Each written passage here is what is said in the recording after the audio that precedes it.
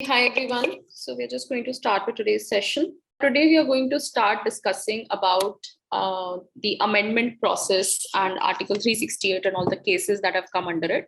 So before we begin, let me give you some context so that you understand that why Article 368 is so important. And I'm sure all of you anyway know about the case of Keshav and Bharti and the doctrine of basic structure. Okay, so to understand that, we'll try to trace back the history a little bit. We'll see what exactly was the chronology of events which led to the development of this doctrine, and then what was the stand of the parliament, what kind of amendments did they make, what did the court say about them.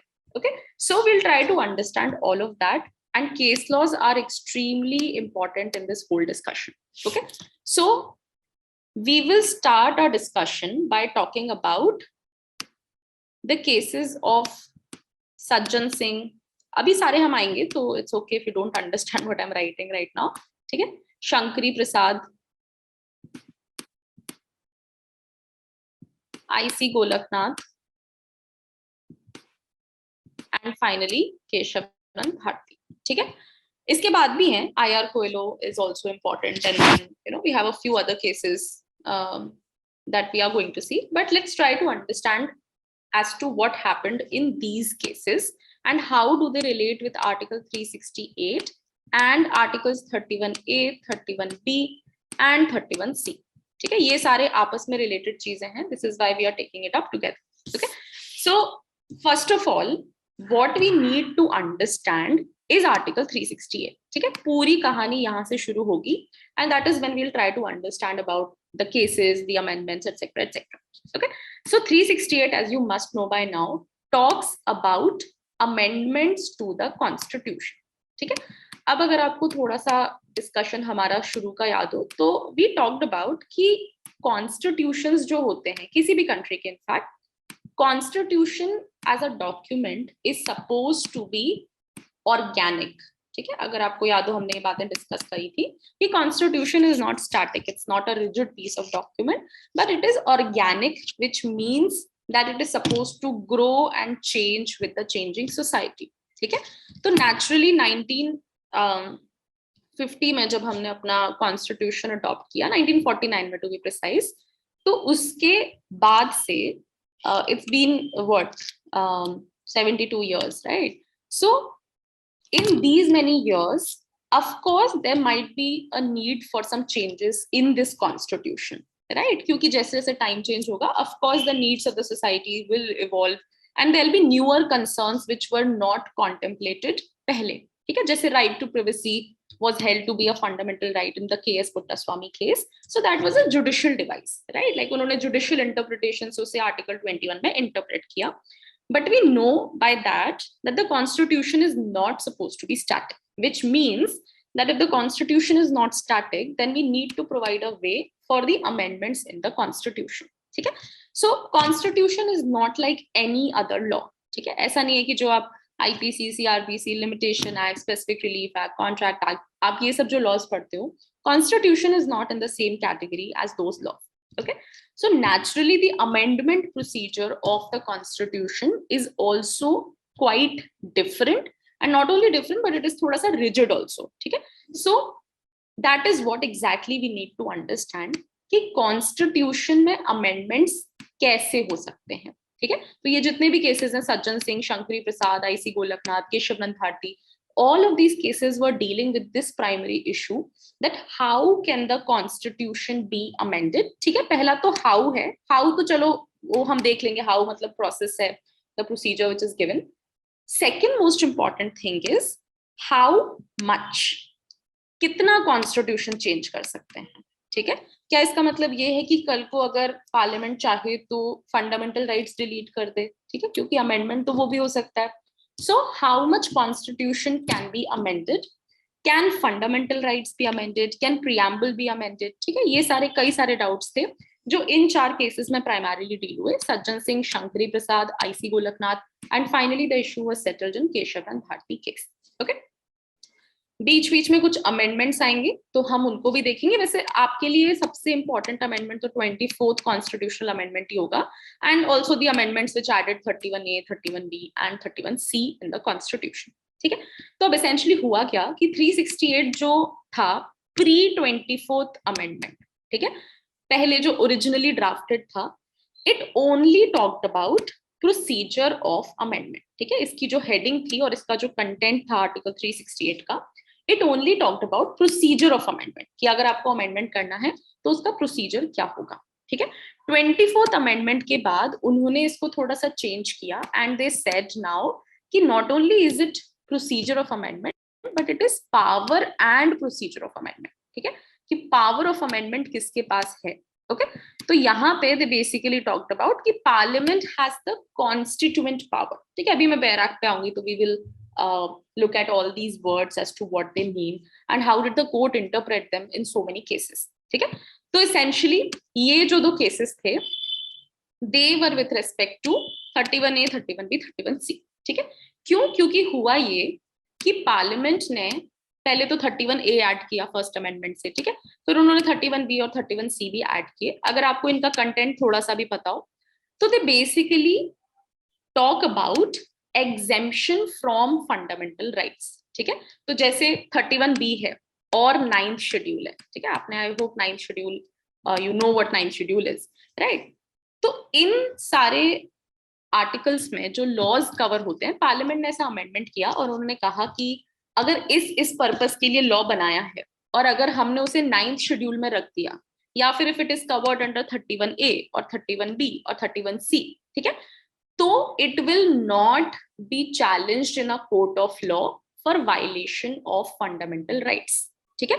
आपको article 13 याद होगा, article 13 क्या बोलता है कि state कोई ऐसा law नहीं बना सकती जो फंडामेंटल राइट्स को वायलेट करता हो, ठीक है। लेकिन 31A, 31B, 31C and 9th schedule के ऐड होने के बाद द पार्लियामेंट बेसिकली प्रोवाइडेड कि कुछ लॉज हो सकते हैं which cannot be challenged for violating some of the fundamental rights, ठीक है, not all of the fundamental rights, ideally आप देखोगे तो 14 और 19 की ही बात है, ठीक है।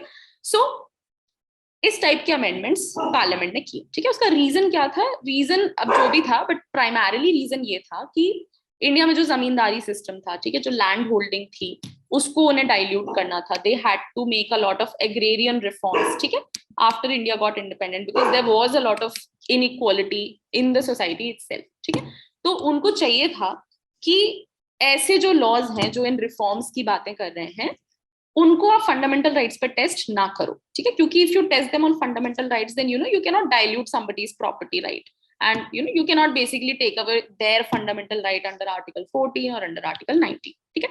तो वो सारे रिफॉर्म्स करने के लिए उन्होंने कहा कि हम ऐसा एक 9th शेड्यूल बना लेते हैं जहां पे हम इन लॉज को अगर रख देंगे तो फिर हम उन्हें फंडामेंटल राइट्स को वायलेट करने की वजह से इनवैलिडेट नहीं कर सकते, ठीक है। तो ये सारे मैटर्स सज्जन सिंह, शंकरी प्रसाद, आईसी गोलकनाथ, केशवनाथ भारती, इन सब में टेस्ट हुए, ओके।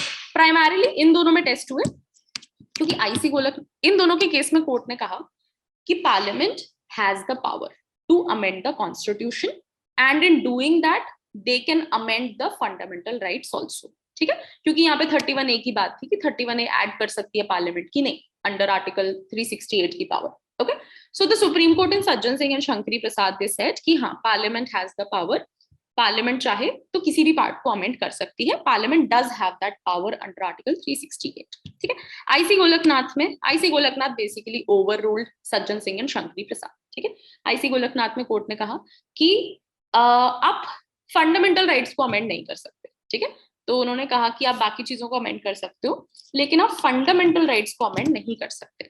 तो फिर फाइनली पार्लियामेंट ने 24th constitutional amendment IC Golaknath के बाद इनैक्ट किया, ठीक है, to nullify the findings of IC Golaknath. They basically added 24th amendment by which they made changes in article 368 and they added article 13 clause 4. अगर आपको याद हो 13(4) क्या बात करता है, तो ठीक है।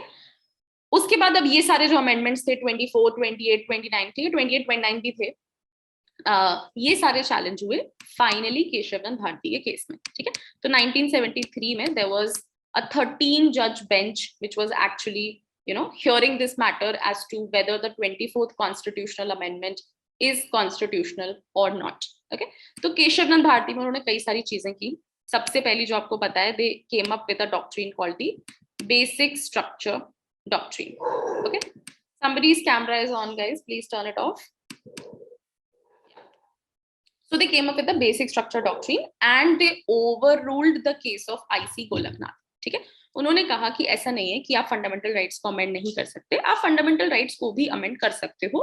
So far as that finding of IC Golaknath is concerned, that is being overruled in Keshav Bharti. ठीक है, लेकिन they came up with the doctrine of basic structure. ठीक है, उन्होंने कहा कि आप किसी भी पार्ट को अमेंड कर सकते हो, आप चाहो तो फंडामेंटल राइट्स कमेंट कर दो, प्रियम्बल कमेंट कर दो, किसी भी पार्ट को अमेंड कर सकते हो आप कॉन्स्टिट्यूशन के, लेकिन आप डॉक्ट्रिन ऑफ बेसिक स्ट्रक्चर को ऑफेंड नहीं कर सकते. ठीक है, मतलब you can amend everything but you can not disturb the basic structure of the constitution. ठीक है, अब बेसिक स्ट्रक्चर क्या होता है, ठीक है, ये उन्होंने एग्जाम्पल से बताया. ठीक है, ऐसे बेसिक स्ट्रक्चर की कोई डेफिनेशन नहीं है कि only these things will fall under basic structure of the constitution, but through many case laws you know there are some points which now are considered to be a part of basic structure. ठीक है, जैसे right to equality, judicial review, free and fair elections, okay, democracy, secularism, federalism. ठीक है, ये सारी चीजें basic structure का generally a part मानी जाती हैं after Keshav Nand Bharti, Indira Gandhi case and you no a couple of others. So court ने एसेंशियली यही बोला कि you can amend whatever you want, 24th constitutional amendment is valid but you can not amend the basic structure of the constitution. ठीक है, इसीलिए अगर आपको याद हो कि इसके जस्ट बाद 2 साल बाद जब इंदिरा गांधी वर्सेस राजनारायण का केस आया, in which you know the challenge was that 39th constitutional amendment was enacted. ठीक है, अब 39th अमेंडमेंट से उन्होंने क्या किया, उन्होंने 39th अमेंडमेंट से ये किया कि जो भी इलेक्शंस के डिस्प्यूट्स होंगे, ठीक है, जैसे उस टाइम पे इंदिरा गांधी का जो इलेक्शन था उसका डिस्प्यूट था कि whether she has been correctly elected और नॉट. ठीक है, तो इलाहाबाद हाई कोर्ट ने उनके इलेक्शन को इनवैलिडेट कर दिया था, saying that there is violation of the law. तो after that they basically came up with the 39th amendment saying कि कोर्ट्स के पास कोई पावर ही नहीं होगी इलेक्शन डिस्प्यूट्स को सुनने की. ठीक है, प्राइम मिनिस्टर के इलेक्शन के जो डिस्प्यूट्स हैं वो कोर्ट्स हियर ही नहीं कर सकती. ओके, तो ये मैटर चैलेंज हुआ इन इंदिरा गांधी वर्सेस राजनारायण, जहां पे कोर्ट ने कहा कि आप जुडिशियल रिव्यू की पावर नहीं ले सकते because the power of judicial review is part of the basic structure of the constitution. ठीक है, so they struck down the 39th constitutional amendment saying that you can not do that, you can not take away the power of the court to judicially review because that power is you know a part of basic structure of the constitution. ठीक है, that was actually the first case after Keshav Nand Bharti wherein they applied this doctrine and they said कि judicial review is part of basic structure. Okay, तो ऐसे कई सारे cases हैं, हम सारे देखेंगे, बट अल्टीमेटली आपको ये क्रोनोलॉजी समझ आनी चाहिए. ठीक है, कि this is how it happened. अब अमेंडमेंट्स बहुत सारे होंगे, I will just tell you कि कौन कौन से याद रखने हैं. You have to remember the amendments which enacted 31A, 31B, 31C. ठीक है, तो ये वाले amendments will have to remember. 31A का, 31B, 31C और 31C में थोड़े से चेंजेस भी हुए हैं, तो वो वाले amendments will have to remember. And we will have to remember 24th constitutional amendment. ठीक है, क्योंकि और भी कई सारे अमेंडमेंट्स थे, जैसे उसके अलावा भी 25th, 26th, 29th ये सारे भी चैलेंज हुए थे, but you don't have to remember what they were, क्योंकि उनमें ऐसा कुछ खास नहीं था. They were basically all about, जैसे 29 था, इट वाज बीइंग चैलेंज्ड क्योंकि it placed some laws in the 9th schedule. ठीक है, तो उसको उन्होंने इसीलिए इसके साथ में चैलेंज कर दिया था कि आप 9th शेड्यूल में किसी लॉ को नहीं रख सकते हो because that is something which is taking away the power of judicial review, you know, because these laws cannot be tested on the violation of fundamental rights now. ठीक है, तो इतने ही अमेंडमेंट्स याद रखने हैं, बाकी आपको केस लॉज में बहुत सारे अमेंडमेंट्स दिखेंगे, so try not to pay too much attention to that. Anyway, I will first deal with the text of Article 368 so that we know कि what exactly is the amendment procedure now. ठीक है, so ये है Article 368. ठीक है, as it is आपको अच्छे से पता होना चाहिए 368 क्या डील करता है, 368(1) क्या है, 368(2) क्या है, 368(2) का प्रोवाइजो क्या है. ठीक है, प्रोवाइजो इज एक्सट्रीमली इंपॉर्टेंट क्योंकि अभी जो आपका Rajendra N Shah versus union of India का जजमेंट था, जहां पे कोर्ट ने 97th कॉन्स्टिट्यूशनल अमेंडमेंट को स्ट्राइक डाउन किया, वो उन्होंने इसीलिए स्ट्राइक डाउन किया था because it did not fulfil the procedure of this proviso. Okay, so you have to remember 368(1), 368(2), 368(2) का proviso, and all in all, basically the whole Article 368 has to be very clear to you. Okay, so as you can see, it has been amended by the 24th Constitutional Amendment in the year 1971. That is right after IC Golaknath का case. ठीक है? Okay, so now let's see what exactly does it say. ठीक है ना? तो जैसा कि मैंने आपको बताया, अमेंडमेंट के पहले बस डिफरेंस ये था कि वो प्रोसीजर की बात करते थे कि procedure to amend the constitution. ठीक है? अभी it reads as power of parliament to amend the constitution and procedure therefor. Okay, so what does it say? Let's start with it. 368(1) says, notwithstanding anything in this constitution, Parliament may, in exercise of its constituent power, amend by way of addition, variation, or repeal any provision of this constitution in accordance with the procedure laid down in this article. ठीक है? तो मैंने जो जो underline किया है, that is extremely important. ठीक है? फर्स्ट ऑफ ऑल क्या कि अमेंडमेंट की जो पावर है वो सिर्फ पार्लियामेंट के पास है. ठीक है? तो state legislatures can not do that. It is only the parliament, that is either Lok Sabha और राज्यसभा. ठीक है? कहीं पे भी ओरिजिनेट हो सकता है बिल, कोई प्रॉब्लम नहीं है. Okay, but it can only start from the parliament. The parliament only has the power to amend the constitution. ठीक है? अब दूसरी चीज, what kind of power is this? Okay, it's a constituent power. ठीक है? इसका मतलब हम केस लॉज के थ्रू समझेंगे, क्योंकि कोर्ट ने एलैबोरेट किया है कि what does it mean by constituent power. ठीक है? ये टर्म जो कॉन्स्टिट्यूएंट पावर उन्होंने यूज किया, what exactly does that mean? Okay, so what can they do? They can amend it. कैसे भी कर सकते हैं, कुछ ऐड कर सकते हैं, कुछ वेरी कर सकते हैं, कुछ डिलीट कर सकते हैं. ठीक है? कैसे कर सकते हैं? In accordance with the procedure laid down in this article. ठीक है? तो सारी चीजें इंपॉर्टेंट हैं. अगर जो प्रोसीजर दिया हुआ है, अगर उसके हिसाब से आपने कॉन्स्टिट्यूशन अमेंड नहीं किया, तो वो अमेंडमेंट अनकॉन्स्टिट्यूशनल होगा, जैसा अभी राजेंद्र एन शाह के केस में कोर्ट ने किया. ठीक है? राजेंद्र एन शाह के केस में कोर्ट ने 97th अमेंडमेंट को इसीलिए इनवैलिडेट किया, इसलिए नहीं कि वो बेसिक स्ट्रक्चर को वायलेट कर रहा था, बट सिर्फ इसलिए कि it does not follow the procedure given in article 368. Okay, so even a very small thing as a procedural defect can lead to, can actually lead to invalidating of a constitutional amendment in totality.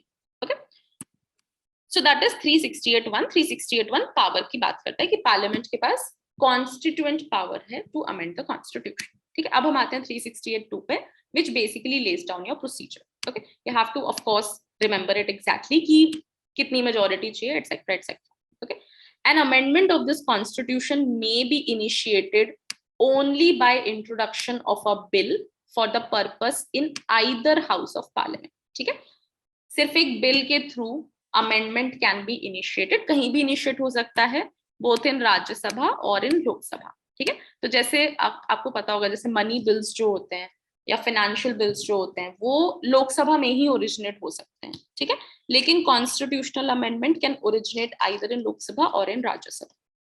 And when the bill is passed in each house by a majority of the total membership of that house and by a majority of not less than 2/3 of that members present and voting. ठीक है? तो ये कौन सी majority है? This is special majority.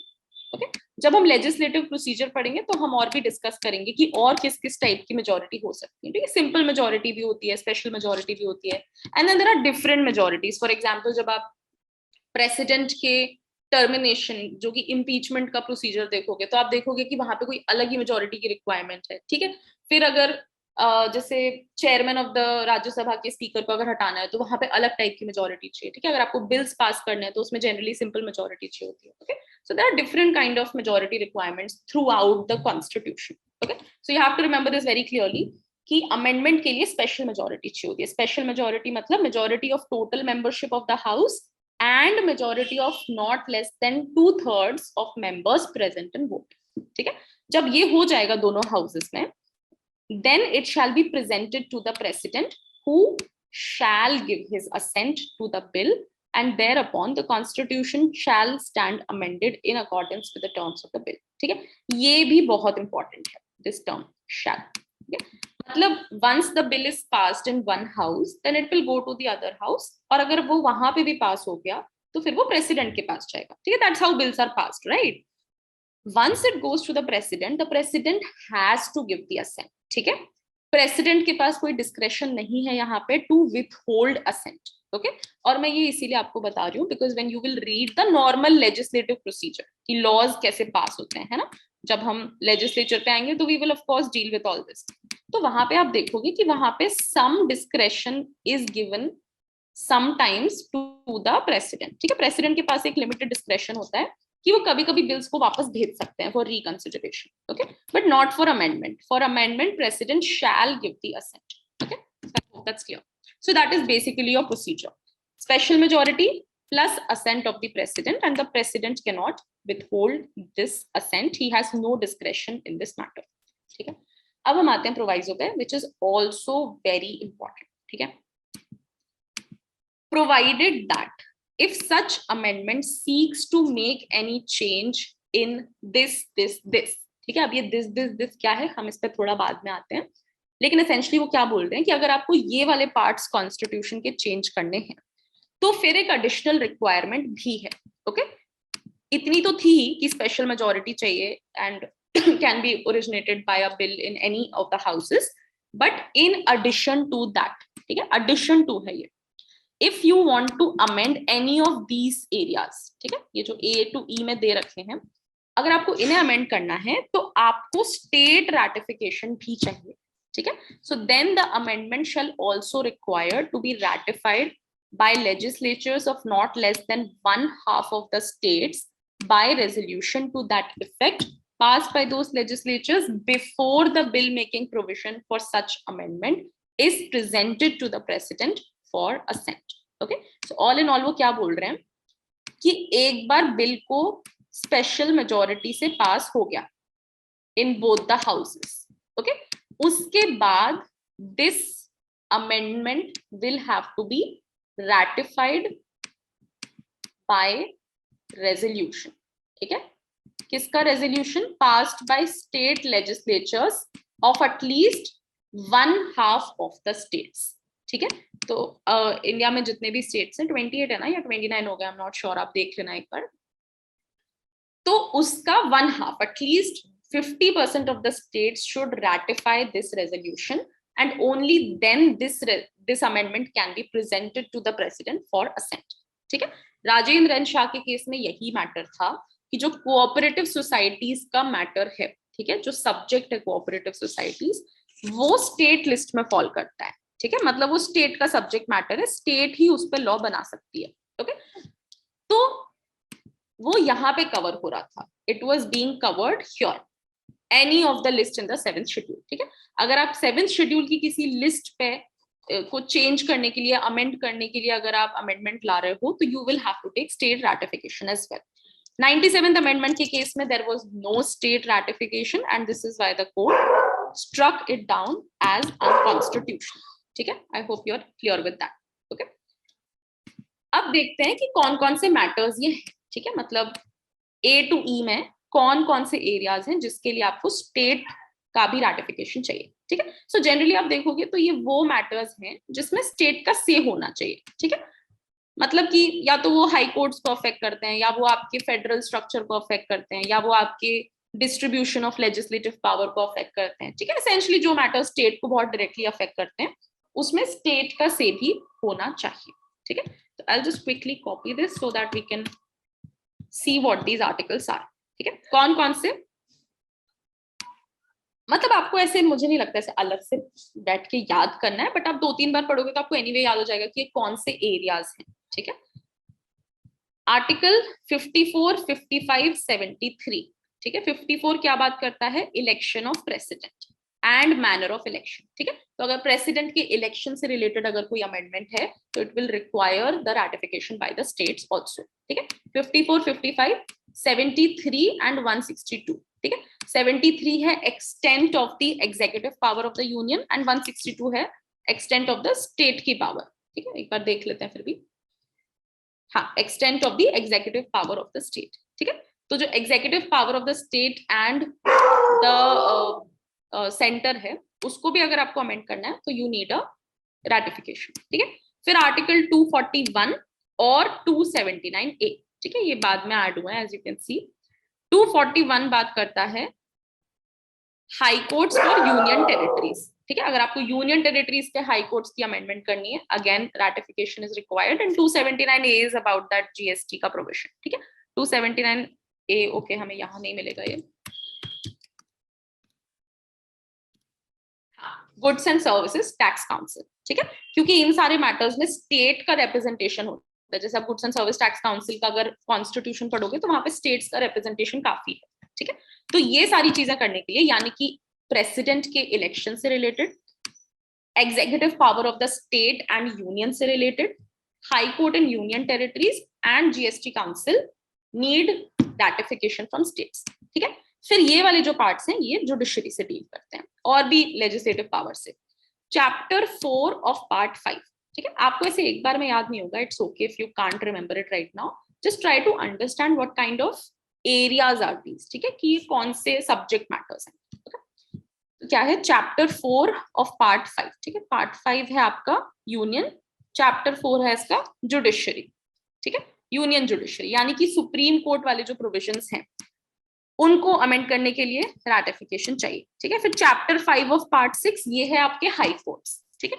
तो supreme court, high court and chapter 1 of part 11, ठीक है। Chapter 1 of part 11 is distribution of legislative powers. Okay. Let me just show you quickly. ठीक है, chapter 1 of part 1 is legislative relations, ठीक है। तो second part में क्या है, supreme court, high court and distribution of legislative powers. For all this again you need ratification, ठीक है। Any of the list in the 7th schedule, यानी कि list 1, list 2, list 3, union list, state list, concurrent list, इसके लिए ratification. And representation of states in parliament, ठीक है। Parliament में किस स्टेट का कितना रिप्रेजेंटेशन होगा, कितनी सीट्स रिजर्व होंगी, उसके लिए भी ratification. And most importantly the provisions of this article, मतलब अगर आपको आर्टिकल 368 को अमेंड करना है, okay, then also it requires state ratification, okay. I hope that's clear. At least आपको एरियाज याद होने चाहिए। अगर आप ये नहीं भी याद रख सकते हो कि चैप्टर 4 ऑफ पार्ट 5 क्या है या चैप्टर 5 ऑफ पार्ट 6 क्या है, ठीक है, तो आपको एरियाज याद होने चाहिए, okay. I hope it's clear till now, okay. तो जो आपका 97th अमेंडमेंट था वो इसको भी वायलेट कर रहा था और इसको भी, ठीक है। तो बी और सी दोनों के अंदर उन्होंने कहा कि आपको रैटिफिकेशन लेना था, क्योंकि बी और सी दोनों अफेक्ट हो रहे हैं and you have not taken it, so it is unconstitutional, okay. अब आते हैं 3, 4 और 5 पे, ठीक है। 3 was added by 24th constitutional amendment, ठीक है। तो क्या बोल रहे हैं, nothing in article 13 shall apply to any amendment made under this article, ठीक है। तो इसका कुछ इंपॉर्टेंस नहीं है। 13(4) में भी यही लिखा हुआ है कि it will not apply to amendments. तो कोर्ट ने उसको इंटरप्रेट कर दिया है। कोर्ट ने कहा आप सब अमेंड कर लो, कोई प्रॉब्लम नहीं है, बट आप डॉक्ट्रिन ऑफ बेसिक स्ट्रक्चर को ऑफेंड नहीं कर सकते, ठीक है। So these are not consequential anyway. 4 and 5 are important, ठीक है। इसमें आपको एस्टेरिक भी दिख रहा होगा। ये एस्टेरिक इसलिए है because in the case of Keshavananda Bharati the court held clause 4 and 5 to be unconstitutional, ठीक है। क्यों? क्योंकि आप पढ़ोगे तो आपको समझ आ जाएगा। No amendment of this constitution including the provisions of part 3 made or purporting to have been made under this article, whether before or after the commencement of 42nd Amendment Act 1976, shall be called in question in any court on any ground, ठीक है। क्या बोल रहे हैं, sorry I think Minerva Mills था, not Keshavananda Bharati, I am very sorry, it's Minerva Mills, okay. 42nd amendment से add हुआ था। 42nd अमेंडमेंट से उन्होंने क्या किया, see sorry let me just, थोड़ा कंफ्यूजिंग तो है ना। देखो, केशवनंद भारती के केस में कोर्ट ने कहा कि आप फंडामेंटल राइट्स को भी अमेंड कर सकते हो, लेकिन आप डॉक्ट्रिन ऑफ बेसिक स्ट्रक्चर को ऑफेंड नहीं कर सकते, ठीक है। तो उसके बाद उन्होंने इनैक्ट किया 42nd कॉन्स्टिट्यूशनल अमेंडमेंट, ठीक है, to nullify the findings of Keshavananda Bharati, ठीक है। तो उन्होंने क्लॉज 4 और क्लॉज 5 ऐड किया ये बोलने के लिए कि नॉट विथ स्टैंडिंग एनीथिंग, ठीक है, कोई भी अमेंडमेंट हो, चाहे फंडामेंटल राइट्स को या किसी का भी हो, उसको आप जुडिशियली रिव्यू नहीं कर सकते, ठीक है। You can not call it in question on any ground, ठीक है। तो ये जो मैटर था 42nd अमेंडमेंट का, that came to be challenged in the case of Minerva Mills versus union of India.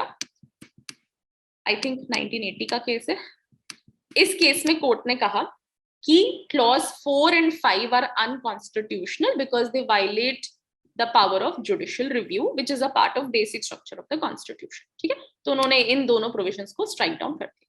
क्या बोलते हैं ये? No amendment of this constitution shall be called in question in any court on any ground. तो this was taking away the power of judicial review. ठीक है, फिर for the removal of doubts it is hereby declared that there shall be no limitation whatever on the constituent power of parliament to amend by way of addition, variation or repeal the provisions of this constitution under this article।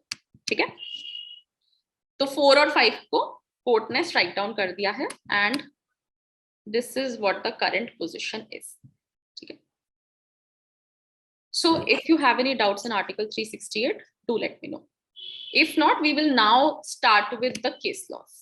ठीक है Ma'am, 4 and 5 were struck down in the case of Minerva Mills. yes आपको यहाँ footnotes में भी दिखेगा कि this section has been declared invalid in Minerva Mills versus union of India. ठीक है, क्योंकि वो केशव भारती के बाद अमेंडमेंट आया था ना, मैं भी थोड़ा कंफ्यूज हो गई। Okay, any other doubts guys? ठीक है, अब हम अच्छा सॉरी एक सेकंड, केसेस पे आने से पहले एक बार थोड़ा सा 31 ABC देख लेते हैं कि what exactly do they deal with. Correct, ठीक है। 31 ABC का आपको उतना कंटेंट नहीं पता होना चाहिए, जैसे 31A is very lengthy, okay, you don't have to really know कि what does it talk about. ठीक है, it's more about the gist of it कि like what does it do, what is the purpose of 31A और किस amendment से आया। ठीक है, तो अब क्या है, सेविंग ऑफ सर्टेन लॉज, इसकी हेडिंग ही ये है, सेविंग ऑफ सर्टेन लॉज, यानी कि they are saving some laws from the ambit of fundamental rights. ठीक है, क्योंकि आर्टिकल 13 तो बोलता है कि जो भी लॉ फंडामेंटल राइट्स को वायलेट करेगा वो कोर्ट इनवैलिडेट कर देगी। ठीक है, तो इसीलिए उन्होंने एक एक्सेप्शन टाइप का कार्व आउट करने के लिए सेविंग ऑफ सर्टेन लॉज में 31A, B, C और D भी ऐड किए थे। 31D को उन्होंने खुद ही ओमिट कर दिया, तो वो बहुत अच्छी बात थी because it was anyway very controversial. Okay, so 31A, B and C are the current articles that we will have to read.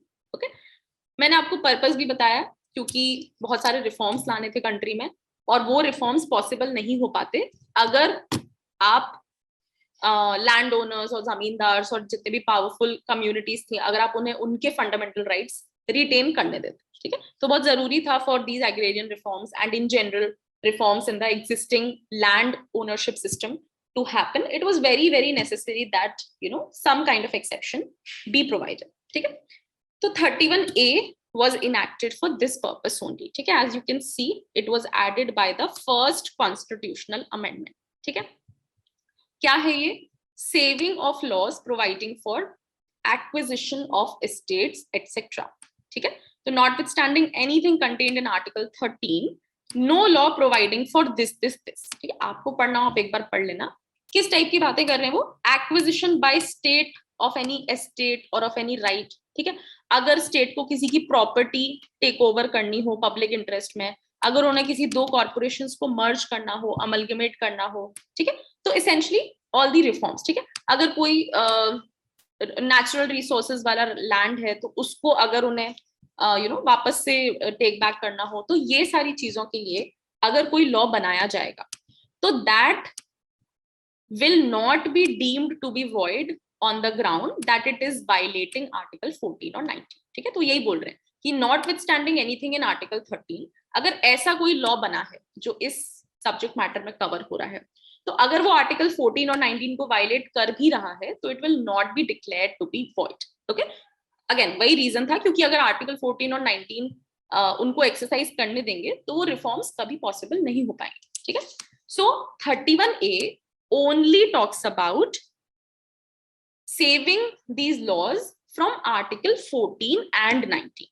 ठीक है, अगर ये वाले लॉज किसी और फंडामेंटल राइट को वायलेट करेंगे, जैसे लेट्स से 21, तो दे विल बी इनवैलिडेटेड। ठीक है, so these laws will only be protected against article 14 और आर्टिकल 19। ठीक है, सो दैट इज 31A। ठीक है, बहुत सारा है, मैं नहीं पढ़ाऊंगी, आपको पढ़ना हो तो पढ़ लेना, ऐसे एग्जाम में नहीं आता और ऐसा कुछ रेलेवेंट नहीं है। ठीक है, आपको बस बेसिक जिस्ट पता होनी चाहिए कि किस टाइप के लॉज की वो बात करें। Okay, so that is 31A। अब 31 किस में चैलेंज हुआ वो हम थोड़ा बाद में देखेंगे, पहले एक बार 31B और 31C भी देख लेते हैं। ठीक है. 31B, as you can see, it was added by again the first constitutional amendment, and it also added part 9 in the constitution. ठीक है. 31B क्या बोलता है? Validation of certain acts and regulations without prejudice to the generality of the provisions contained in 31A. None of the acts and regulations specified in the 9th schedule, nor any of the provisions thereof shall be deemed to be void or ever to have become void on the ground that such act, regulation, or provision is inconsistent with any provisions of this part. ठीक है, यानी कि all fundamental rights.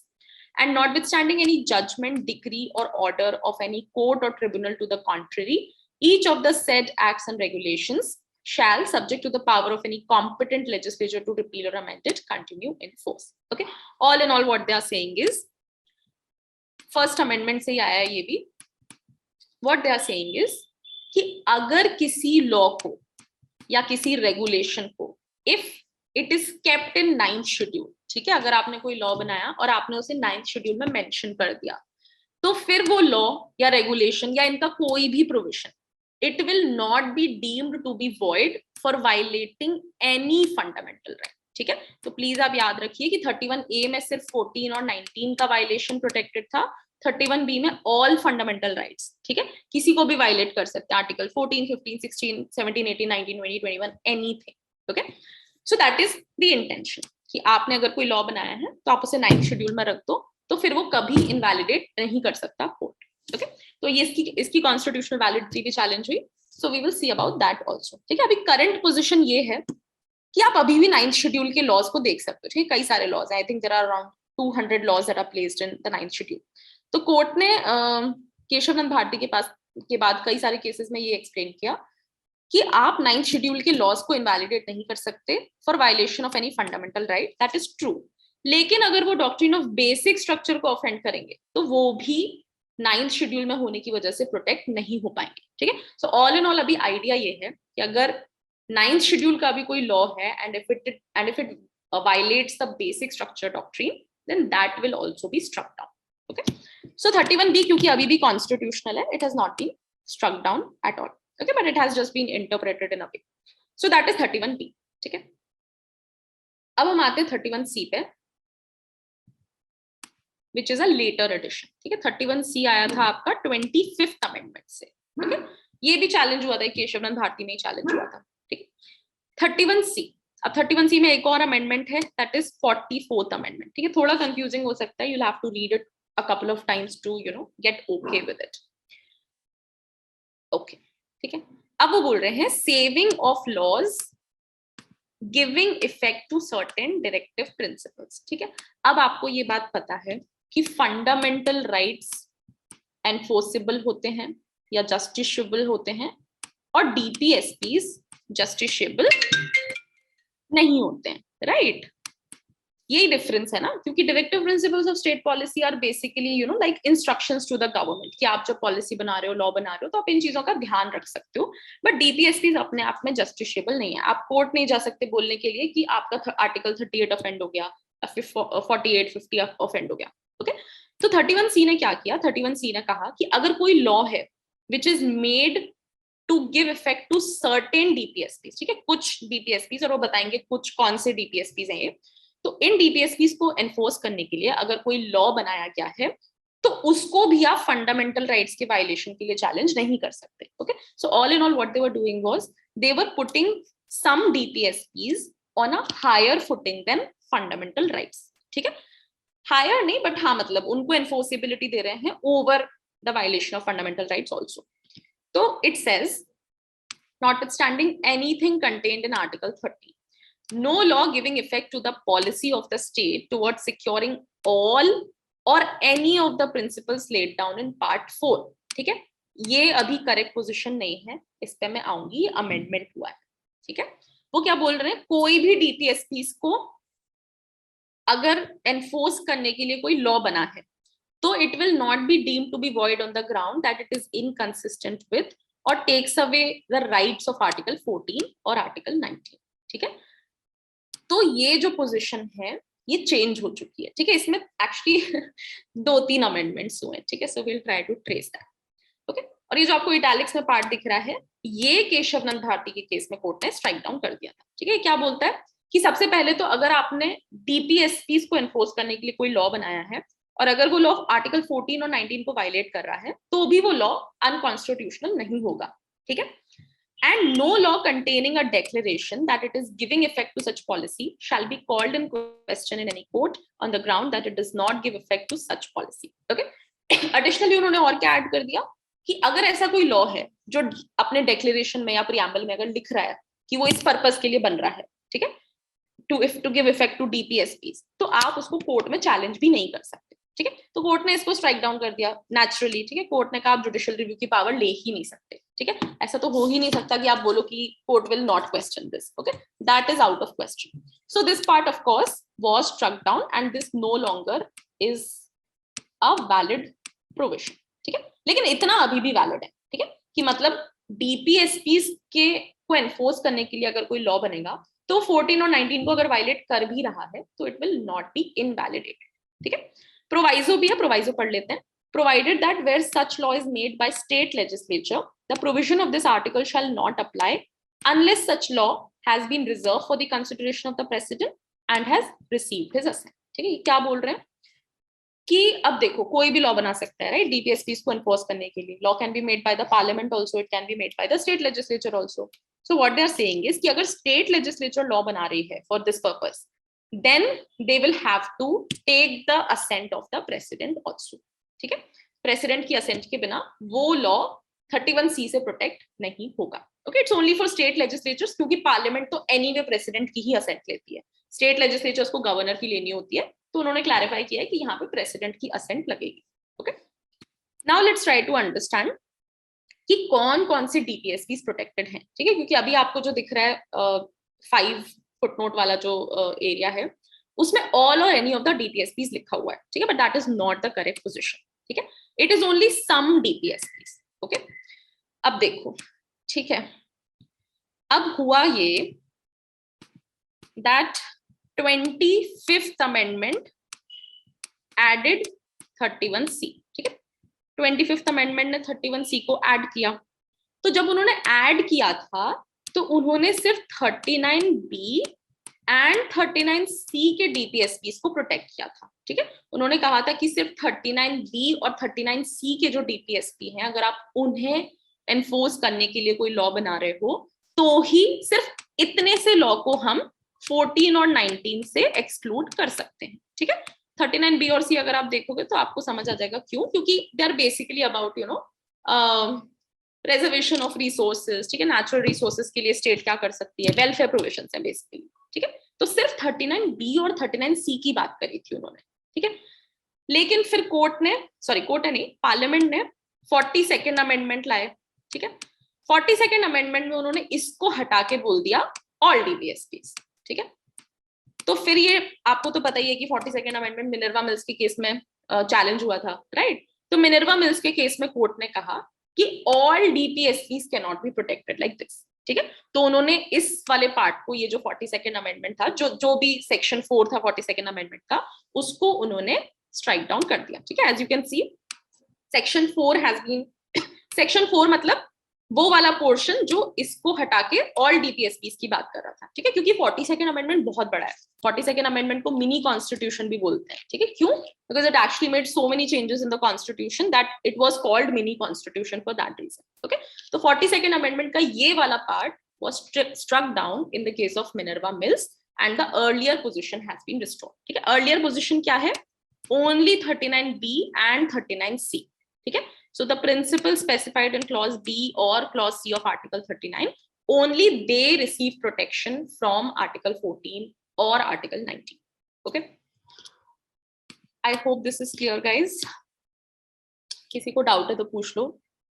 आपको याद भले ना रही ये चीजें अभी, लेकिन आपको समझ आनी चाहिए, ठीक है। क्योंकि याद तो आपको जितने बार आप पढ़ोगे उतनी बार में ही हो पाएगा, because it is quite confusing and you know it has to be kept in memory for like long if you understand it properly. Okay, take 2 minutes, see if you have any doubts, then we will start with case laws. Okay, Shraddha, current status is that only 39B और 39C are protected, ठीक है, क्योंकि Minerva में उसने 42nd amendment strike down कर दिया, मतलब 25th amendment में जो ओरिजिनली उन्होंने इनैक्ट किया था वो रिस्टोर हो गया है, ठीक है, तो इट्स ओनली 39B और 39C. Ma'am, I have a one small question. Yeah, please ask. Ma'am, when we read Constitution from Bare Act, there are some cases given in the commentary section. So are these cases important? Like, मतलब आप पढ़ लो, but they are not exhaustive first of all, और कभी-कभी bear act में कुछ irrelevant cases भी होते हैं, ठीक है, बट कॉन्स्टिट्यूशन में आप देख सकते हो, बाकी लॉज में मैं नहीं सजेस्ट करूंगी, क्योंकि सो सी एसेंशियली होता क्या है कि बेयर एक्ट जो होता है वो आपका गजेट नोटिफिकेशन के थ्रू आता है, लेकिन आप जो बेयर एक्ट अपना पढ़ते हो, जो भी प्रोफेशनल या यूनिवर्सल का पढ़ते हो, वो उसको एज इट इज रेप्लिकेट नहीं कर सकते, उनको अपनी कमेंट्री देनी होती है to show that they have worked on it, ठीक है, तो ताकि कॉपीराइट वायलेशन ना हो. तो वो जो आप केस लॉस पढ़ रहे हो ना फुटनोट्स में, वो एसेंशियली वो पब्लिशिंग हाउस ने ऐड किए हैं, ठीक है, तो पहली बात तो वो उतने अपडेटेड नहीं होते हैं, और दूसरा जरूरी नहीं है कि सारे रेलेवेंट हो, तो आई डोंट थिंक सो. आप एक बार देख सकते हो कॉन्स्टिट्यूशन के लिए, but generally don't rely on them. all right, ma'am. And ma'am, also ma'am, जो ma'am Constitution की basic videos uploaded है ma'am, is it advisable to watch them? I don't think so, not right now, because you have very less time. So just focus on these notes and Bare Act, and I think it would be sufficient. All right. So now let's start with Article 368. वही सारे cases जो हमने अभी orally बात की, अब हम उनको देखेंगे कि exactly वो क्या-क्या चीजों से deal कर रहे थे. Okay? So part 20 of the Constitution, I think आपको ये याद रखना चाहिए, कभी-कभी MCQ में आ जाता है कि 368 कौन से part में covered है. Okay? So part 20 of the Constitution talks about the amendment procedure as well as the power of parliament. Okay? अब क्यों अमेंड कर सकते हैं ये मैंने आपके साथ डिस्कस किया है, क्योंकि constitution is a organic document, it's a living document, and that is why it needs to be updated from time to time, ठीक है. तो I R Coelho versus state of Tamil Nadu के केस में कोर्ट ने कहा था कि इसीलिए आपको कॉन्स्टिट्यूशन अमेंड करने की रिक्वायरमेंट होती है, ठीक है. आईआर कोयलो को 9th शेड्यूल केस भी बोला जाता है, ठीक है, हम इस पे भी आएंगे ऐसा क्यों है. So this case is also known as the 9th schedule case, ठीक है. अब आर्टिकल 368 का ओरिजिनल टाइटल भी मैं आपको बता चुकी हूँ कि पहले वो सिर्फ प्रोसीजर की बात करता था. After 24th amendment it also added the word power. Okay, so 368 was originally titled procedure for amendment of the constitution, ठीक है. मोड्स क्या क्या होते हैं अमेंडमेंट के, ये आप जब कॉन्स्टिट्यूशन में और एग्जाम्पल्स देखोगे तो आपको अच्छे से समझ आएगा. सिंपल मेजोरिटी हो सकती है, स्पेशल मेजोरिटी हो सकती है जो हमने आर्टिकल 368 में देखी, और स्पेशल मेजोरिटी के साथ साथ रैटिफिकेशन की रिक्वायरमेंट भी हो सकती है जो हमने 368(2) के प्रोवाइजो में देखी, ठीक है.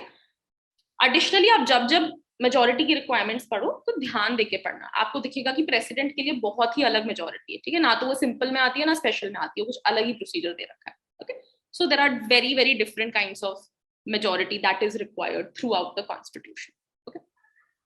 अब हम आते हैं एक बहुत ही इंपॉर्टेंट केस पर, जो है किहोतो होलोहन वर्सेस जकीलू, ठीक है.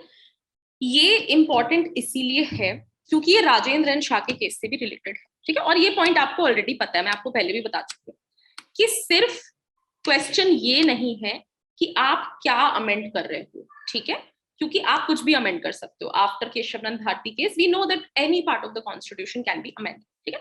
Of course basic structure can not be amended, but beyond that anything can be amended. But what we are talking about here is the procedure, ठीक है, कि whether आप करेक्ट प्रोसीजर से अमेंड कर रहे हो कि नहीं.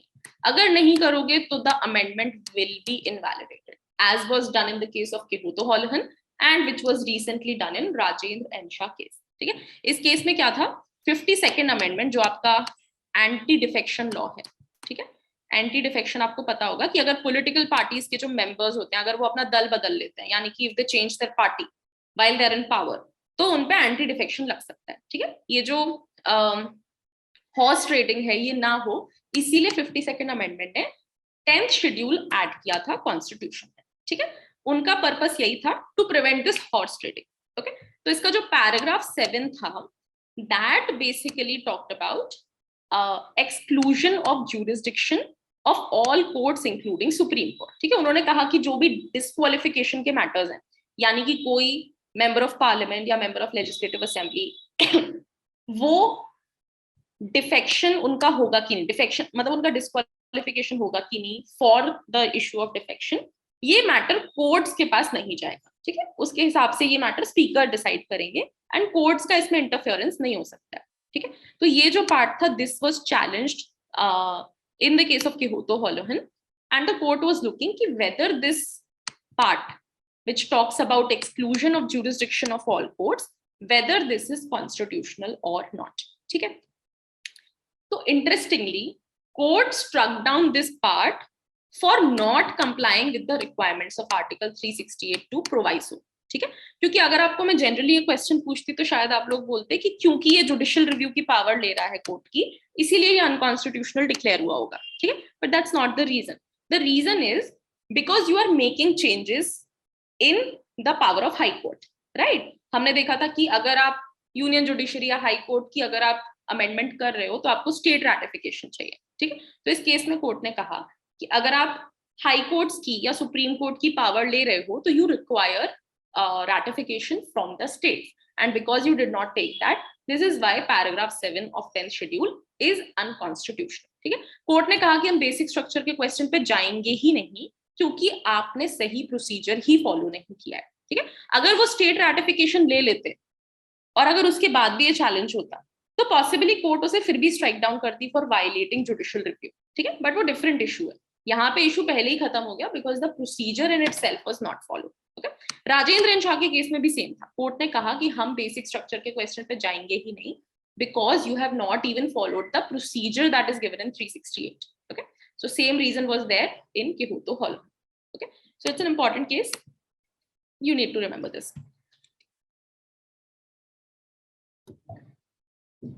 Okay, now we come to constituent power to amend, ठीक है। सबसे पहला केस है शंकरी प्रसाद वर्सेस यूनियन ऑफ इंडिया, ठीक है। शंकरी प्रसाद और सज्जन सिंह हम साथ में ही पढ़ लेते हैं क्योंकि दोनों की फाइंडिंग सेम ही थी। इसमें बस थोड़े अलग अलग अमेंडमेंट्स चैलेंज हुए थे। एज आई सेड, आपको सारे अमेंडमेंट्स नहीं याद रखने क्योंकि मोस्ट अमेंडमेंट्स आपके 9th शेड्यूल वाले होंगे, ठीक है। जैसे उन्होंने फर्स्ट चैलेंज कर दिया, 4th चैलेंज कर दिया, 9th चैलेंज कर दिया, वो इसीलिए कर रहे हैं क्योंकि ये जो अमेंडमेंट्स हैं इसके through they are putting laws in the 9th schedule, ठीक है। इसीलिए ऑटोमेटिकली चैलेंज हो रहे हैं। आपके लिए सिर्फ फर्स्ट अमेंडमेंट इंपॉर्टेंट है, 24th एंड 42nd, ठीक है, primarily for the amendment part. तो इस केस में, शंकरी प्रसाद के केस में फर्स्ट अमेंडमेंट चैलेंज हुआ था, ठीक है। First amendment which added article 31A 31B and the 9th schedule, ठीक है। तो कोर्ट ने इस केस में क्वेश्चन था उनके सामने कि whether an amendment of the constitution under article 368 is covered under the term law, ठीक है।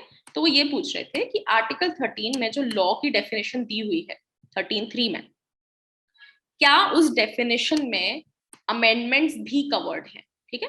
क्योंकि अगर हम ये बोल दें कि amendments are not covered in the definition of law, that would mean that the amendments cannot be judicially reviewed by the court for violation of fundamental rights, ठीक है। तो शंकरी प्रसाद और सज्जन सिंह दोनों के केस में कोर्ट ने कहा कि लॉ की जो डेफिनेशन है उसमें अमेंडमेंट्स इंक्लूड नहीं होते हैं, ठीक है। So the definition of law under article 13 does not include an amendment, ठीक है। ये बाद में ऑफ कोर्स केशवानंद भारती के केस में court basically did not agree with this, okay. इस केस में फिर कोर्ट ने कहा of course 31A 31B और 9th schedule were validated. Court ने कहा कि these are valid provisions, and the court also said कि article 368 contains the constituent power of the parliament and it could amend fundamental rights also, ठीक है। same findings थी Sajjan Singh versus state of Rajasthan में भी, okay. अब ये क्या होती है constituent power, ओके। अब इस पे काफी इलैबोरेशन हुआ है कई सारे इंपॉर्टेंट केसेस में कि देखिए अब हमारा कॉन्स्टिट्यूशन किसने बनाया था, मैं आप लोगों से ये जानना चाहती हूँ। Can you please type out your answers quickly. Who made our constitution, like what body made our constitution? आप लोग आंसर्स टाइप कर सकते हो डायरेक्ट मैसेज में मुझे, so that others don't see it.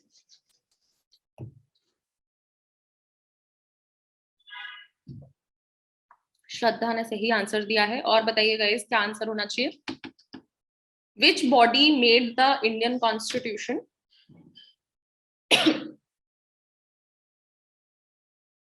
Correct, Shivam ने भी करेक्ट दिया। What about, please answer ना guys, so that I know कि आपको at least ये basic चीजें पता है, because it's important here to understand who made the Indian Constitution. ठीक है? Okay, I think most of you have rightly pointed it out that it is Constituent Assembly, है ना? Constituent Assembly ने Dr. B.R. Ambedkar की chairmanship में they basically drafted the Constitution. ठीक है? अब ये क्यों important है? क्योंकि जिन्होंने Constitution बनाया था, Constituent Assembly यानी कि they had a constituent power. ठीक है? मतलब उन्होंने कॉन्स्टिट्यूशन बनाया था, they had the power to decide what to add in the constitution, what not to add. They debated for a long period of time over every provision, and that is how they came up with it. And then they created different structures. ठीक है? उन्होंने parliament बनाई, मतलब बनाई in the sense उसका distinction बनाया कि एक पार्लियामेंट होगी, जुडिशरी अलग होगी, एग्जीक्यूटिव अलग होगी. ठीक है? अभी क्यों इंपॉर्टेंट है? क्योंकि अब जो पार्लियामेंट है, Parliament is not an equivalent body as Constituent Assembly. ठीक है? Constituent Assembly was in charge of making the Constitution. They had a lot many wider powers than the Parliament. They created the Parliament and then they also delimited कि Parliament और State Legislature का क्या scope होगा. ठीक है? वो कौन से laws बना सकते हैं, कौन से नहीं बना सकते. ठीक है? तो Parliament जो body है, ये जो law making body अब है हमारे यहाँ Parliament, ये इसके पास कोई कॉन्स्टिट्यूएंट पावर है कि नहीं, उस पे शंकरी प्रसाद और सज्जन सिंह का मानना था कि पार्लियामेंट के पास कॉन्स्टिट्यूएंट पावर भी है. कॉन्स्टिट्यूएंट पावर मतलब सेम पावर जो कॉन्स्टिट्यूशन असेंबली के पास थी, यानी कि वो कुछ भी अमेंड कर सकते हैं because they have that plenary power. Okay, इस बात को आईसी गोलकनाथ ने नहीं माना. आईसी गोलकनाथ ने कहा कि parliament is not it does not enjoy the same powers as a constituent assembly which makes the constitution. Okay, parliament की जो भी powers हैं वो constitution से limited है. Okay, so ये important उतना नहीं है क्योंकि it's a more of a academic doubt at this point in time. But yeah, essentially शुरू वाले केसेस का मानना था कि पार्लियामेंट के पास constituent powers भी हैं. ठीक है, मतलब वो चाहे तो फंडामेंटल राइट्स को चेंज भी कर सकते हैं, ऐड कर सकते हैं, डिलीट कर सकते हैं. They can do anything because they have constituent power. Okay, so based on that reasoning Shankari Prasad और सज्जन सिंह में उन्होंने सारे अमेंडमेंट्स को वैलिडेट कर दिया. उन्होंने कहा सारे अमेंडमेंट्स कॉन्स्टिट्यूशनल है क्योंकि पार्लियामेंट ये अमेंडमेंट्स इनैक्ट कर सकती है. और एडिशनली ये इनैक्टमेंट्स आर्टिकल 13 की डेफिनेशन में भी कवर्ड नहीं होते हैं, तो जुडिशियल रिव्यू की कोई बात ही नहीं है, क्योंकि अगर ये फंडामेंटल राइट्स को वायलेट कर भी रहे हैं तो भी हम कुछ नहीं कर सकते because they are not law as per article 13. ठीक है, आपको देखने में ही लग रहा होगा काफी फ्लॉड रीजनिंग है, which is true, it is flawed. उसके बाद आया IC Golaknath versus state of Punjab का केस. ठीक है, आईसी गोलकनाथ के केस में उन्होंने एकदम ही उल्टा बोल दिया. उन्होंने कहा कि आप फंडामेंटल राइट्स को अमेंड नहीं कर सकते. ठीक है, पार्लियामेंट के पास ऐसी कोई पावर नहीं है क्योंकि 368 जो है आर्टिकल, वो सिर्फ प्रोसीजर बताता है कि अगर पार्लियामेंट को अमेंड करना है कॉन्स्टिट्यूशन को तो ये प्रोसीजर है. वो ये नहीं बोलता है कि पार्लियामेंट के पास पावर है to actually amend these things. Okay, so IC Golaknath basically overruled आपका शंकरी प्रसाद एंड सज्जन सिंह केस. ठीक है, और उन्होंने कैसे ओवररूल किया? By applying the doctrine of prospective ओवररूलिंग. ठीक है, क्योंकि ये भी इंपॉर्टेंट है. अब देखो, अगर वो बोल रहे हैं कि शंकरी प्रसाद और सज्जन सिंह इनकरेक्ट डिसीजंस हैं और हम इनको ओवररूल कर रहे हैं, ठीक है, लार्जर बेंच थी, 11 जज बेंच थी, तो कर भी सकते थे. तो उसके बाद फिर 31A, 31B और 31C कैसे कॉन्स्टिट्यूशनल है? सी तो नहीं, सी बाद में आया, बट 31A और B और 9th शेड्यूल. ठीक है, then how are they still in the books, how are they still constitutional? The reason is prospective overruling. Okay, IC Golaknath के केस में कोर्ट ने कहा कि 31A, 31B और 9th शेड्यूल आइडियली कॉन्स्टिट्यूशनल नहीं है. ठीक है, और अब 9th शेड्यूल में कोई नए लॉज ऐड भी नहीं हो सकते, और 31A में इस जजमेंट के बाद कोई लॉ अगर आएगा भी उसके अंदर तो it will not be protected bye 31A और 31B.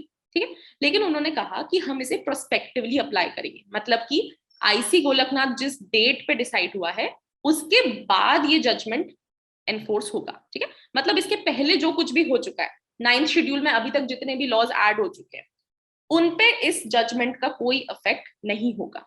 Okay, why did they adopt this? Is because first of all, जो prospective overruling की डॉक्ट्रिन है ये हमने यूएस के लीगल सिस्टम से लिए, ठीक है, ऐसा एमसीक्यूज आ जाते हैं।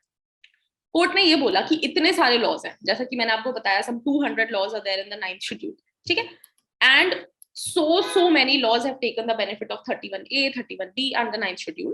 तो कोर्ट ने कहा कि if we apply it retrospectively then the courts will be flooded with litigation, ठीक है, इतनी litigation होगी कि वो हैंडल नहीं हो पाएगी, बिकॉज इतने सारे लॉज हैं और इतने सारे लोग उससे अफेक्ट हो रहे हैं, that it will not be possible to now undo this thing, ठीक है, मतलब हम रेट्रोस्पेक्टिवली इसको अंडू नहीं कर सकते, जो भी होगा प्रोस्पेक्टिवली ही हो सकता है, okay, so the court basically prospectively overruled this, but अभी उतना इंपॉर्टेंट नहीं है क्योंकि केशवनंद भारती ने तो बोल ही दिया कि आप कर सकते हो फंडामेंटल राइट्स को अमेंड, ओके, बट जो प्रोस्पेक्टिव ओवर रूलिंग की डॉक्ट्रिन है that is associated with the IC Golaknath case, quite important, ठीक है। और क्या कहा उन्होंने, उन्होंने कहा कि parliament has no power to amend the fundamental rights, it held that article 368 only provides for procedure and not power, and from the date of the decision parliament would have no power to amend part 3. Doctrine of prospective overruling was applied to validate 1st, 4th and 17th constitutional amendments, ठीक है, आपको 4th और 17th नहीं पढ़ने, ये इसमें आपको laws के नाम मिलेंगे जो 9th शेड्यूल में उन्होंने ऐड किए, उसके नाम 4th और 17th में होंगे, so absolutely no need to go through this, okay, I hope it's clear till now. ठीक है, तो अब पोजीशन क्या हुई, आईसी गोलकनाथ ने कह दिया कि आप फंडामेंटल राइट्स को अमेंड नहीं कर सकते, और उन्होंने कह दिया कि आपके पास पावर ही नहीं है उसको अमेंड करने की, कॉन्स्टिट्यूशन को, आपको सिर्फ एक प्रोसीजर बताया हुआ है और आप उसमें फंडामेंटल राइट्स अमेंड नहीं कर सकते, ठीक है। तो अब पार्लियामेंट ने 24th कॉन्स्टिट्यूशनल अमेंडमेंट ऐड किया, ठीक है, जिससे उन्होंने सबसे पहले तो कहा कि वो फंडामेंटल राइट्स भी अमेंड कर सकते हैं, ठीक है, उन्होंने 13(4) ऐड किया, उन्होंने 368 में चेंजेस किए, फिर उन्होंने कहा कि हमारे पास प्रोसीजर भी है और हमारे पास पावर भी है, okay, so to undo the और to nullify the judgement of IC Golaknath the 24th amendment was enacted, ठीक है, और फिर 24th amendment and a few others यानी कि 25th और 29th भी चैलेंज हुआ था, ये सारे अमेंडमेंट मिलके केशवनंद भारती में फाइनली चैलेंज हुए, ठीक है। तो to nullify the judgment 24th amendment was enacted, 13(4) add किया, 368 में चेंजेस किए, and 24th amendment intended to give absolute, unlimited and uncontrolled amending power to the parliament, ठीक है। फिर 25th amendment हम देख चुके हैं जिसने 31C को ऐड किया था, ओके, तो ये 3 अमेंडमेंट्स। अब 29th आपके लिए इंपॉर्टेंट नहीं है, 29th में कुछ लॉज थे जो 9th शेड्यूल में जा रहे थे, ओके, तो केशवनंद भारती में ये 3 अमेंडमेंट्स चैलेंज हुए थे, 24th, 25th and 29th constitutional amendment, ठीक है। कोर्ट ने तीनों की वैलिडिटी अपहोल्ड करी, कोर्ट ने कहा आप सब कुछ अमेंड कर सकते हो, ठीक है, उन्होंने बेसिक स्ट्रक्चर की डॉक्ट्रिन दी, उन्होंने एडिशनली 31C का वो वाला पार्ट भी स्ट्राइक डाउन किया जो जुडिशियल रिव्यू की पावर ले रहा था, ठीक है, ये सब अभी हम देख चुके हैं बेयर एक्ट में, we have already seen all this, okay, so the court upheld the validity of 24th amendment saying that parliament has the power to amend any part of the constitution, ठीक है, इस respect में दे overruled IC Golaknath, क्योंकि IC Golaknath ने कहा था कि आप फंडामेंटल राइट्स को अमेंड नहीं कर सकते हो, केशवनंद भारती ने कहा you can amend fundamental rights also, लेकिन the only condition is that power of amendment is subject to doctrine of basic structure, you can change anything but you cannot change the basic structure of the constitution, ठीक है, so court upheld the constitutional validity of article 31C also, लेकिन they struck down the part which took away the court's power of judicial review, ठीक है, हम अभी देख कर आए हैं सारा। कोर्ट ने 29th अमेंडमेंट को भी वैलिडेट किया, फिर कोर्ट ने एक और बात बोली कि केशवनंद भारती के केस के बाद, यानी कि 1973 में जब ये डिसाइड हुआ है, इसके बाद अगर कोई लॉ 9th शेड्यूल में ऐड होगा, ठीक है, तो then it can not be protected by 31B if it violates the basic structure of the constitution, ठीक है, क्योंकि अभी हमें पता है 31A, B, C, 9th schedule सब वैलिड है ना, कुछ अनकॉन्स्टिट्यूशनल नहीं है इसमें से, लेकिन कोर्ट ने कहा कि अगर आप अब किसी लॉ को 9th शेड्यूल में डालोगे तो वो फंडामेंटल राइट्स के उस पर चैलेंज नहीं हो सकता है, ठीक है, दैट इज ट्रू, लेकिन एक जो हमने अभी टेस्ट बताया कि बेसिक स्ट्रक्चर को कुछ भी ऑफेंड नहीं कर सकता, राइट, तो that can still be tested. तो अगर हमने किसी लॉ को अब केशवनंद भारती के बाद 9th शेड्यूल में अगर रख दिया है तो अगर वो लॉ बेसिक स्ट्रक्चर को ऑफेंड करेगा तो that law will be invalidated. Okay, so that is the position right now कि ninth schedule cannot save the law from being invalidated on the grounds of violation of basic structure of the constitution. Okay, मतलब all in all basic structure को कुछ भी offend नहीं कर सकता, भले ही fundamental rights violate हो जाए, बट ऐसा होता नहीं है जनरली, क्योंकि फंडामेंटल राइट्स का जो कंटेंट है वो सारा ऑलरेडी बेसिक स्ट्रक्चर का पार्ट है, ठीक है, more or less. So ideally that will not happen. Okay, now there are a few more cases. देखते हैं कितने हैं, उस हिसाब से मैं डिसाइड करती हूँ कि आज करना है कि नहीं. इंदिरा गांधी वर्सेस राजनारायण है, 42nd अमेंडमेंट है, फिर मिनर्वा मिल्स का केस है. कुछ फीचर्स के मैंने आपको लिस्ट दे रखी है कि कौन कौन से फीचर्स होते हैं. फिर 31B केशव नंद भारती के केस के बाद दो इंपॉर्टेंट केसेस हैं, Waman Rao versus union of India and IR Coelho versus state of Tamil Nadu. Okay, ठीक है, ओके, ज्यादा नहीं है, कर लेते हैं. ठीक है, ऑलरेडी हम ये सारा डिस्कशन कर ही चुके हैं. ठीक है, जैसा कि मैंने आपको बताया कि बेसिक स्ट्रक्चर का जजमेंट आने के बाद इंदिरा गांधी में पहली बार चैलेंज हुआ था कोई law for violating basic structure of the constitution. ठीक है, मैंने आपको ऑलरेडी बताया था कि इंदिरा गांधी में इशू क्या था. इंदिरा गांधी में इशू ये था कि इंदिरा गांधी का जो इलेक्शन था वो इलाहाबाद हाई कोर्ट ने इनवैलिडेट कर दिया था. ठीक है, उन्होंने कहा कि इसमें करप्ट प्रैक्टिस हुई थी as per the representation of people's act 1951. तो जब तक ये केस सुप्रीम कोर्ट में पेंडिंग था, इंदिरा गांधी की गवर्नमेंट ने 39th कॉन्स्टिट्यूशनल अमेंडमेंट इनैक्ट कर दिया. ठीक है, इमरजेंसी का भी टाइम था तब. And they added article 329A. 329A बोलता था कि प्राइम मिनिस्टर का जो इलेक्शन है उसके जो भी डिस्प्यूट्स होंगे उस पे कोर्ट्स का ज्यूरिसडिक्शन नहीं होगा. ठीक है, मतलब कोर्ट्स उन डिस्प्यूट्स को रिजॉल्व नहीं कर सकते. मतलब कि इंदिरा गांधी का जो इलेक्शन है वो इलाहाबाद हाई कोर्ट ने इनवैलिडेट किया है, बट उसका कोई फर्क नहीं पड़ेगा क्योंकि courts have no jurisdiction in that matter. ठीक है, तो इंदिरा गांधी वर्सेस राजनारायण के केस में Supreme Court was hearing this validity of 39th amendment and court struck down 329A clause 4 जो कोर्ट्स की जुडिशियल रिव्यू की पावर ले रहा था. ठीक है, तो अगर आप अभी 329A देखोगे बैराक में तो आपको दिखेगा कि इट हैज बीन ओमिटेड. ठीक है, क्योंकि 329A में बहुत सारे क्लॉजेस थे. कोर्ट ने सिर्फ क्लॉज 4 को इनवैलिडेट किया था which took away the power of judicial review. ठीक है, but eventually I think 44th amendment था या कौन सा था, I don't remember the number, I think 40th ही था. They basically omitted this also from the Baer Act. ठीक है, तो इंदिरा गांधी वर्सेस राजनारायण के केस में it was applied for the first time, the doctrine of basic structure, and the court said कि judicial review, free and fair election, rule of law, and right to equality, all of these things are part of the basic structure. Okay. फिर हम आते हैं 42nd amendment. ठीक है, अब हमें पता है कि केशव नंद भारती ने क्या बोला. तो अब केशव नंद भारती को ओवर रूल करने के लिए पार्लियामेंट ने 42nd अमेंडमेंट इनैक्ट किया. ठीक है, 42nd अमेंडमेंट बहुत बड़ा है, बट हम सिर्फ एक छोटे से पार्ट की बात करें. ओके, ठीक है, अब उसमें दे अमेंडेड आर्टिकल 31C. जैसा कि आपको याद है, उन्होंने कहा कि सिर्फ 39B और 39C के DPSPs नहीं बल्कि all DPSPs will be protected. ठीक है, तो एक तो वो चेंज किया था.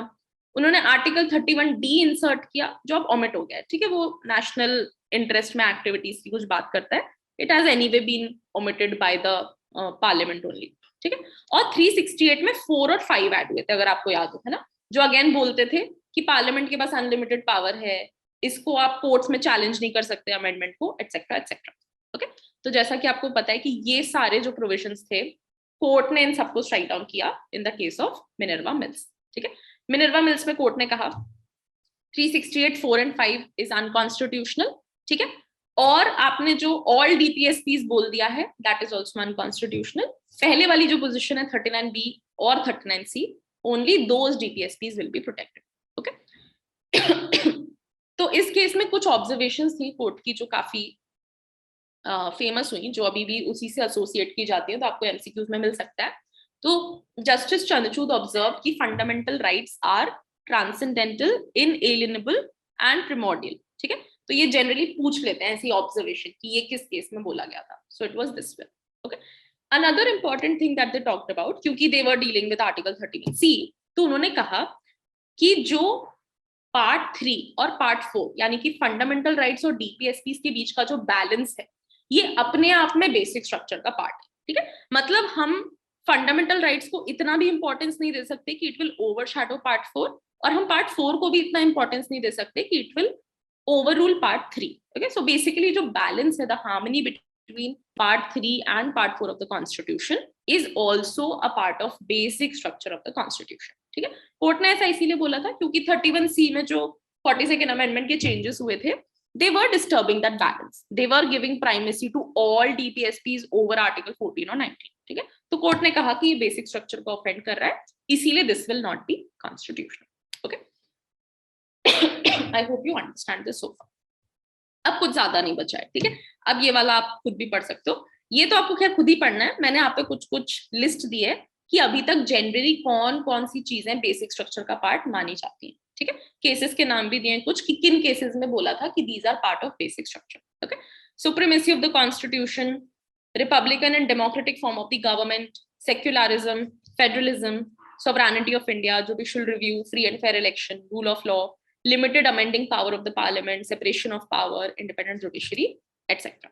ठीक है, और भी कई सारे हैं, ऐड होते रहते हैं, but that is, these are the most important ones, I guess.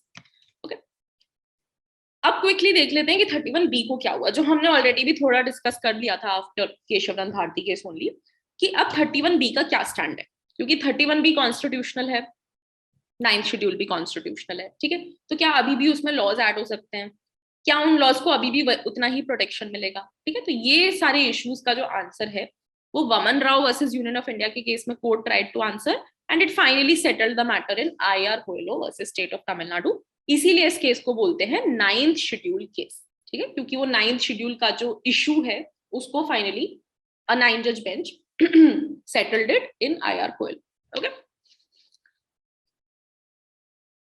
ठीक है, तो वामन राव के केस में the issue before the court was कि whether acts which are included in 9th schedule on or after the judgment of Keshavanand Bharti, ठीक है, जो कि डेट थी cut off 24th April 1973, the date of decision of Keshavanand Bharti case. ठीक है, तो क्या ये लॉज 31B का प्रोटेक्शन एंजॉय करेंगे.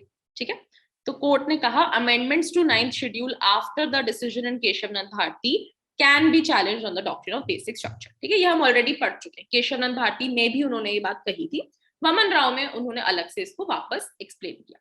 ओके, मतलब केशवनंद भारती के बाद अगर 9th शेड्यूल में कुछ ऐड होता है तो फिर आप उसको चैलेंज कर सकते हो on the violation of basic structure. IR Coelho के केस में 9 जज bench decided this issue conclusively. उन्होंने भी यही बोला कि after 24th April article 31B can not be set to grant unlimited immunity. ठीक है, all amendments made to the constitution on or after 24th April have to be tested on basic structure doctrine. ठीक है, तो all in all हमने जो initial point पढ़ा था वही पॉइंट है, बट इन दो केसेस में ultimately court finalise the matter. ठीक, क्योंकि उसके बाद भी कई सारे लॉज ऐड हो रहे थे, फिर वो चैलेंज हो रहे थे. ठीक है, the whole thing was still going on. So Waman Rao and IR Coelho are important so far as 31B is concern. Not that important for you guys, क्योंकि हो गया है अभी सेटल, तो उतना कुछ रेलेवेंट नहीं है for you know for the exam purpose is what I am saying.